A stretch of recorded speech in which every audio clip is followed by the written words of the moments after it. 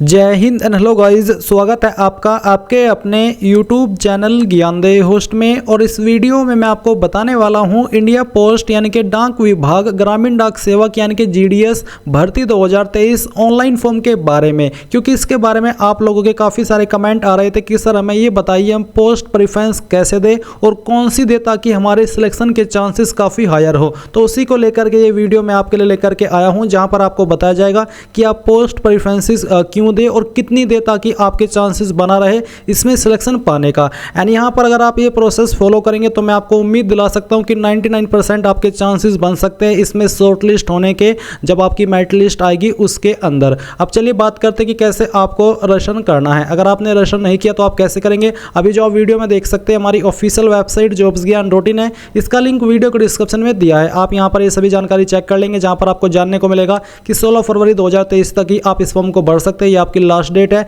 कौन से डिवीजन के लिए क्या वैकेंसी है और उसकी लोकल लैंग्वेज क्या है, सब आप यहां पर चेक कर सकते हैं। इन सभी जानकारी को चेक करने के बाद आप यहां पर आएंगे और अब आपको अप्लाई ऑनलाइन लिंक इसके ऊपर क्लिक करना है। इस पर क्लिक करने के बाद अब आप यहां पर स्टेज फर्स्ट रजिस्ट्रेशन पर क्लिक करेंगे। अब यहां पर आपके सामने कुछ ऐसा इंटरफेस आ जाएगा। आपको यहां पर आपका मोबाइल नंबर एंटर करना है जो कि आपने कभी यहां पर इस वेबसाइट के ऊपर यूज न किया हो। एंड फिर आप यहां पर आपकी ईमेल आईडी एंटर करेंगे और फिर आप यहां पर जो वैलिडेट मोबाइल नंबर है इसके ऊपर क्लिक करेंगे। बेसिकली पहले आप जैसे ही नंबर भरेंगे और यहाँ पर क्लिक करेंगे तो आपके नंबर पर OTP जाएगा। वो OTP डाल करके आपको अपना नंबर वेरीफाई करना है। सेम तरीके से आप ईमेल फिल करके वैलिडेट ईमेल पर क्लिक करेंगे तो उसके ऊपर भी OTP जाएगा, वो भी आपको यहाँ पर वेरीफाई कर देना है। अब आपका जो नाम है वो आपको 10th के सर्टिफिकेट के अकॉर्डिंग एंटर करना है, एग्जैक्ट नेम आपको देना होगा। फिर आपको यहाँ पर आपके फादर का नेम एंटर करना है, ये भी आप 10th के सर्टिफिकेट के अकॉर्डिंग ही एंटर करेंगे। आप यहाँ पर आपकी मदर्स का नेम भी दे सकते हैं अगर आप देना चाहते हैं। फिर आप यहाँ पर जो आपकी डेट ऑफ बर्थ है वो आप कैलेंडर के ऊपर क्लिक करके इस तरह से सिलेक्ट कर लेंगे।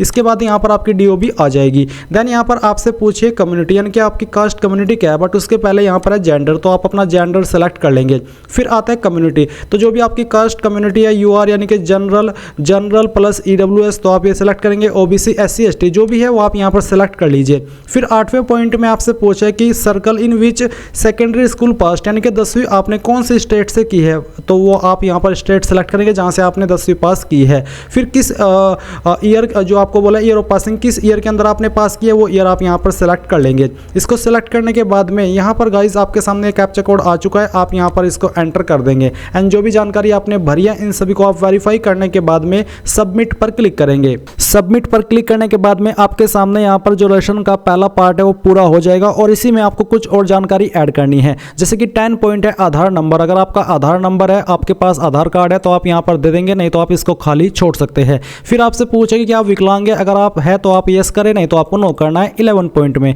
इसके बाद 12 पॉइंट है language studied in secondary school यानी कि 10वीं के अंदर आपने कौन कौन सी लैंग्वेज पढ़ी है, तो मैंने 2 लैंग्वेज पढ़ी है, हिंदी और इंग्लिश। मैं यहाँ पर इनको सेलेक्ट कर लेता हूँ। इसके बाद मैं यहाँ से ओके करता हूँ। फिर आता है आपका वेदर एम्प्लॉयड, क्या आप अभी एम्प्लॉयड है, करंट में जॉब करते हैं, अगर हाँ तो यस करें, नहीं तो आपको नो करना है। अगर आप जॉब कर रहे हैं और आप इसमें यस कर रहे हैं तो फिर आपको NOC बताना है कि आपके पास NOC यानी कि नॉन ऑब्जेक्शन सर्टिफिकेट, जो कि वहां से मिलता है जहां पर आप करंट में काम कर रहे हैं। इसके बाद है आपका 14 पॉइंट अपलोड फोटो, आपके फोटो का साइज 50 KB से कम रहना चाहिए। तो आपको चूज फाइल के ऊपर क्लिक करना है, जहां पर भी आपकी फोटो फाइल है वो आपको सेलेक्ट करनी है। मैं एक रैंडम फोटो यहां पर सेलेक्ट करके इसको ओपन करके दिखाता हूं, आपकी फाइल इस तरह से आ जाएगी। अब आपको आपका सिग्नेचर अपलोड करना है, सिग्नेचर का साइज 20 KB से कम रहना चाहिए। तो जहां पर भी आपका सिग्नेचर है वो आप यहां पर सेलेक्ट करेंगे और यहां से ओपन करके उसको अपलोड कर देंगे। फिर आप इन सभी जानकारी को चेक करते हुए सबमिट पर क्लिक करेंगे। अब यहां पर आपने जो भी जानकारी भरी है अभी तक उन सभी का प्रीव्यू है, आप सभी जानकारी चेक कर लीजिए, क्योंकि बाद में आप फिर प्रॉब्लम फेस करेंगे इनको एडिट करने में। तो पूरी तरीके से श्योर होकर के आपको यहां पर टिक करना है एंड आपको सबमिट पर क्लिक करना है। सबमिट पर क्लिक करने के बाद आप यहां पर देखेंगे कि जो आपका रजिस्ट्रेशन है वो कंप्लीट हो चुका है और आपको आपका रजिस्ट्रेशन नंबर मिल चुका है। अभी आपको यहां पर क्या करना है, आपको कंटिन्यू टू अप्लाई इसके ऊपर क्लिक करना है। इस पर क्लिक करने के बाद आपका रजिस्ट्रेशन नंबर यहां पर दिया है और सर्कल अप्लाइंग फॉर में आपको यहां पर अपना सर्कल सेलेक्ट करना है जिसके लिए आप अप्लाई कर रहे हैं। तो जैसे कि मैं यूपी में ही अप्लाई करता हूं, मैं यहां पर इसको सिलेक्ट कर लेता हूं। इसके बाद आप सबमिट पर क्लिक करेंगे। फिर से आपके एक नंबर पर OTP सेंड किया गया है, वो OTP आप यहां पर डालेंगे, ये कैप्चा कोड फिल करेंगे एंड देन नेक्स्ट के ऊपर क्लिक करेंगे।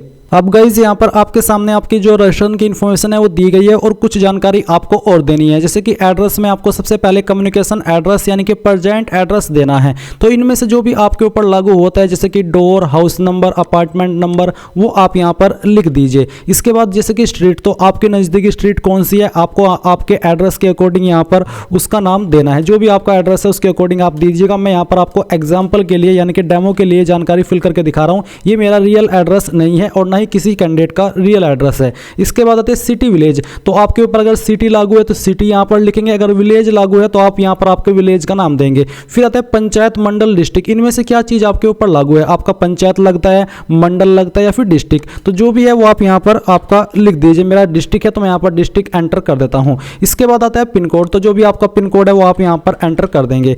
देन इस तरफ है आपका permanent address same as communication address, यानी कि अगर आपका कम्युनिकेशन प्रेजेंट एड्रेस और परमानेंट एड्रेस सेम है तो आप यहाँ पर टिक कर देंगे, अगर अलग है तो अनटिक करके अलग से परमानेंट एड्रेस भर दीजिएगा। फिर आपको यहाँ पर अपना जो क्वालिफिकेशन डिटेल है वो एंटर करना है। तो बेसिकली यहाँ पर आपने जो सर्कल है वो पहले ही सिलेक्ट कर लिया था कि कहाँ से आपने आपकी 10वीं पास की है। अभी आपको बताना है कि किस बोर्ड से आपने आपकी 10वीं की है।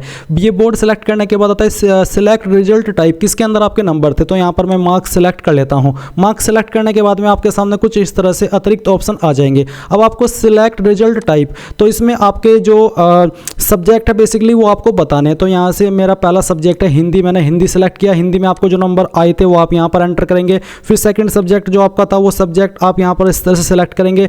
और फिर जो आपका तीसरा सब्जेक्ट था वो आप यहाँ पर सेलेक्ट कर लीजिए, जो भी आपके पास 10वीं के अंदर था। मैं यहाँ पर मैथमेटिक्स सेलेक्ट करता हूँ। फिर आपका जो फोर्थ सब्जेक्ट था वो कौन सा था वो आप यहाँ पर सेलेक्ट करेंगे। फिफ्थ सब्जेक्ट आपके पास कौन सा था वो आप यहाँ पर सेलेक्ट कर लेंगे। एंड फिर जो आपके पास अलग से अन्य सिक्स्थ सब्जेक्ट था वो आप सेलेक्ट कर लेंगे। इस तरह से आप इनको सेलेक्ट करेंगे। फिर आप इनके नंबर फिल करेंगे।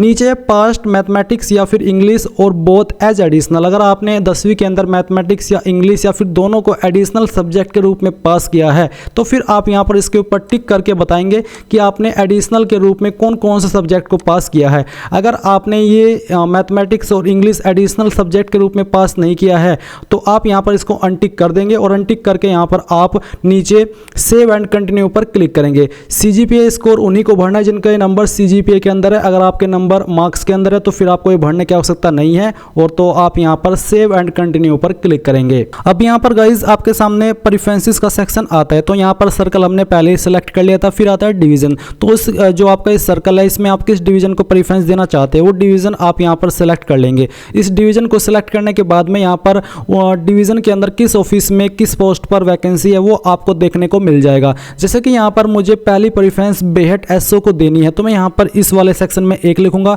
फिर मैं इसमें 2 लिखूंगा और फिर मुझे इसको तीसरे नंबर पर रखना है और इसे मुझे 4th नंबर पर रखना है और इसे मुझे 5 पर, इसे 6 पर और इसे 7 पर और इसे 8 पर और इसे 9 पर और इसे 10 पर। यानी कि ये आपकी चॉइस के अकॉर्डिंग है किस ऑफिस को आप कितनी नंबर पर प्रेफरेंस देना चाहते हैं। अब ये प्रेफरेंसेस का मतलब क्या है तो मैं आपको बता दूं कि जितनी ज़्यादा जो यहाँ पर आपके ऑफिस है उनको आप प्रेफरेंसेस देंगे उतने ही आपके मौके बनेंगे सिलेक्शन पाने के। अब ऐसा क्यों वो भी मैं आपको बता देता हूँ। ऐसा इसलिए कि मान लीजिए आपके एक ऑफिस पर आपने फॉर्म भरा और वहाँ पर ऐसे कैंडिडेट ने फॉर्म भरा जिनकी परसेंटेज 10वीं के अंदर कम है और आपकी परसेंटेज हायर है, तो इसका मतलब आपका चांस ज़्यादा बनेगा उस ऑफिस पर सिलेक्शन पाने का। इसलिए आप जितने ज़्यादा ऑफिस को प्रेफरेंसेस देंगे इतना ही आपका मौका बनेगा सिलेक्शन पाने का। अगर आपने सिर्फ 1-2 को ही प्रेफरेंसेस दी और उसी 1-2 पर काफ़ी सारे कैंडिडेट ने फॉर्म भर दिया जिनकी परसेंटेज आपसे काफ़ी ज़्यादा है तो फिर आपका मौका नहीं बनेगा। इसलिए मैं आपको ये बता रहा हूँ कि आप जितनी ज़्यादा ऑफिस को प्रेफरेंसेस देंगे उसी के अकॉर्डिंग आपका चांसेस बनेगा सिलेक्शन पाने का। तो यहाँ पर आप अपनी चॉइस के अकॉर्डिंग जितने चाहे उतनी प्रेफरेंसेस दे सकते हैं। इसके बाद आप यहाँ पर देखेंगे सिलेक्ट सर्कल एंड डिवीज़न। तो अगर आप सिलेक्ट हो जाते तो आप कौन से सर्कल पर अपने डॉक्यूमेंट वेरिफिकेशन कराना चाहते हैं, पहले तो आप यहाँ पर स्टेट सेलेक्ट करेंगे, फिर उस स्टेट के अंदर कौन से डिवीज़न पर आप अपना जो डॉक्यूमेंट वेरिफिकेशन है वो कराना चाहते हैं वो आप यहाँ पर सिलेक्ट कर लेंगे। ये सिलेक्ट करने के बाद में आप यहाँ पर नीचे आएंगे और आपको यहाँ पर डिक्लेरेशन के ऊपर टिक करना है। इसके बाद इन सभी जानकारी को वेरीफाई करते हुए सेव एंड प्रोसीड पर क्लिक करना है। अब आप देखेंगे एप्लीकेशन सबमिटेड सक्सेसफुली। अब आप यहाँ से इसको ओके कर देंगे। ओके करने के बाद में आपके सामने आपके फॉर्म का प्रिंट आ जाएगा। आप यहाँ पर लास्ट में आएंगे और प्रिंट के ऊपर क्लिक करके इसको प्रिंट कर लेंगे। अगर आपके पास अभी प्रिंटर मौजूद नहीं है तो PDF के रूप में सेव कर लीजिएगा और बाद में प्रिंट करा लीजिएगा। इस प्रकार से आप लोग इंडिया पोस्ट GDS फॉर्म को बिना किसी मिस्टेक के भर पाएंगे। आई होप ये प्रोसेस आपको पसंद पसंद आया होगा। So thanks for watching. जय हिंद।